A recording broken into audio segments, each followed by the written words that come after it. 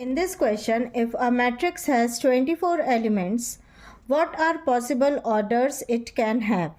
And what if it has 13 elements? आपको find out करना है कि यदि मैट्रिक्स के elements, total number of elements 24 हैं, तो इसके पॉसिबल ऑर्डर्स क्या हो सकते हैं।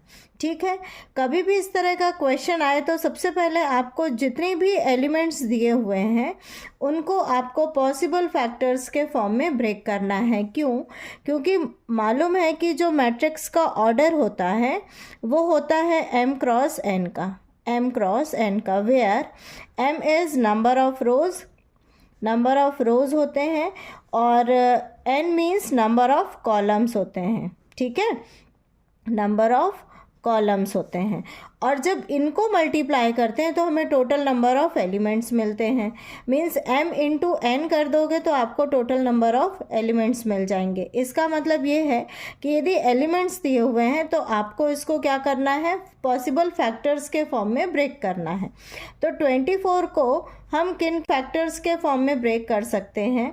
एक तो 1 इंटू 24 लिख सकते हैं, एक 8 3 और 6 4 और क्या लिख सकते हैं, 12 2।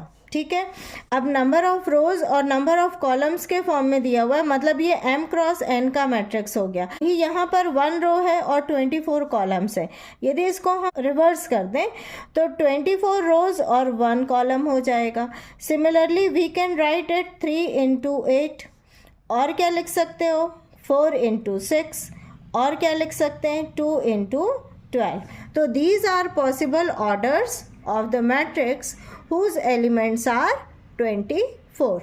और अब देखिए हमारे को आगे क्या दिया। अब क्या पॉसिबल ऑर्डर्स हो सकते हैं यदि एलिमेंट्स 13 हो, तो we know that 13 is a prime number. तो 13 को हम सिर्फ किस फॉर्म में ब्रेक कर सकते हैं, 13 इंटू 1 के फॉर्म में ब्रेक कर सकते हैं और इसको रिवर्स करके लिख सकते हैं 1 इंटू 13। तो इसके पॉसिबल ऑर्डर सिर्फ यही होंगे।